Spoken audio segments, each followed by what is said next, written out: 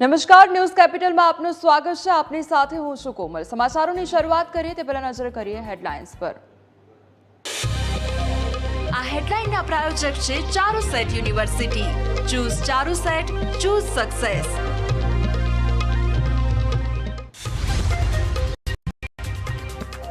Rajkot police commissioner Brajesh Kumar Jha charge સંભાળ્યા બાદ meeting. Charge સંભાળ્યા બાદ ડીસીપી સહિત તમામ અધિકારીઓ સાથે મીટિંગ કરી સમગ્ર ઘટનાની વિગતો પર કરી ચર્ચા। રાજકોટ અગ્નિકાંડ બાદ પણ વડોદરા તંત્રની ઢીલી કામગીરી। એસએસજી હોસ્પિટલમાં લાંબા સમયથી ફાયર પંપ બંધ હાલતમાં। ફાયર અગ્નિશામક બોટલ પર એક્સપાયરી ડેટ। કેશોદમાં ફાયર વિભાગની કામગીરી પર ઉઠ્યા સવાલ। બહુમાળી બિલ્ડિંગ, રેસ્ટોરન્ટ ફાયર એનઓસી વગરની ફક્ત 4 બિલ્ડિંગને આપી છે ફાયર એનઓસી।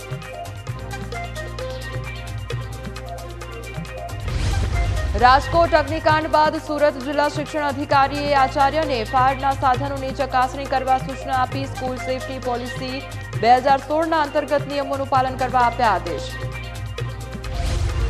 સુપ્રીમ કોર્ટથી કેજરીવાલને મોટો ઝટકો। વચગાળાના જામીન લંબાવવાની અરજી પર તાત્કાલિક સુનાવણી કરવાનો કોર્ટનો ઇનકાર। કેજરીવાલે જામીન 1 સપ્તાહ વધારવાની કરી હતી અરજી।